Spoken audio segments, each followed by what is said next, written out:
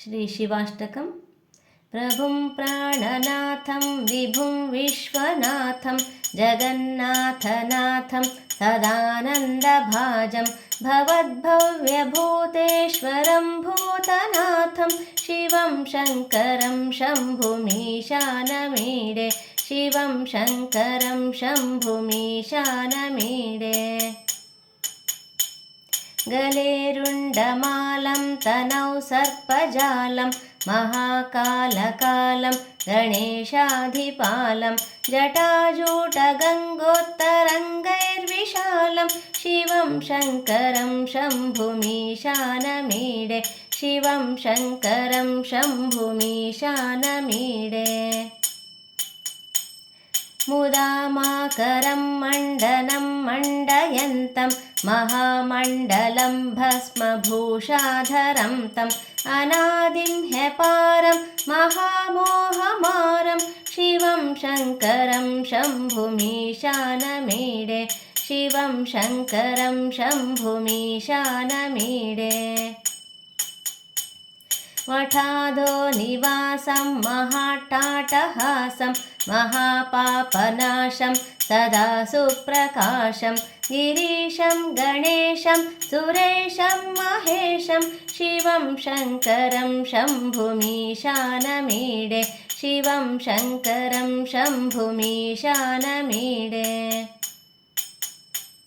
गिरीन्द्रात्मजा सङ्गृहीतार्धदेहं गिरौ संस्थितं सर्वदा सान्नगेहं परब्रह्म ब्रह्मादिभिर्वन्द्यमानं शिवं शङ्करं शम्भुमीशानमीडे। कपालं त्रिशूलं कराभ्यां दधानं पदाम्भोजनं रायकामं ददानं बलिवर्धयानं सुराणं प्रधानं शिवं शङ्करं शम्भुमीशानमीडे शिवं शङ्करं शम्भुमीशानमीडे। शरच्चन्द्रगात्रं गुणानन्दपात्रं त्रिनेत्रं पवित्रं धनेशस्य मित्रम् अपर्णाकलत्रं सदा सच्चरित्रं शिवं शङ्करं शम्भुमीशानमीडे शिवं शङ्करं शम्भुमीशानमीडे।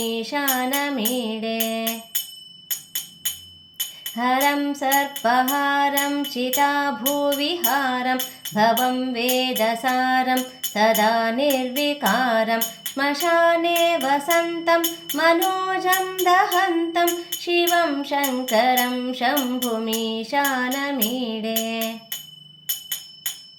स्तवं यः प्रभाते नरः शूलपाणे पठेत् सर्वदा भर्गभावानुरक्तः सपुत्रं धनं धान्यमित्रं कलत्रं विचित्रं समासाद्य मोक्षं प्रयाति विचित्रं समासाद्य मोक्षं प्रयाति। स्तवं यः प्रभाते नरः शूलपाणे पठे स्तोत्ररत्नं त्विह प्राप्य रत्नं सुपुत्रं सुधान्यं सुमित्रं कलत्रं विचित्रैः समाराध्य मोक्षं प्रयाति विचित्रैः समाराध्य मोक्षं प्रयाति विचित्रैः समाराध्य मोक्षं प्रयाति। इति श्रीशिवाष्टकं सम्पूर्णम्।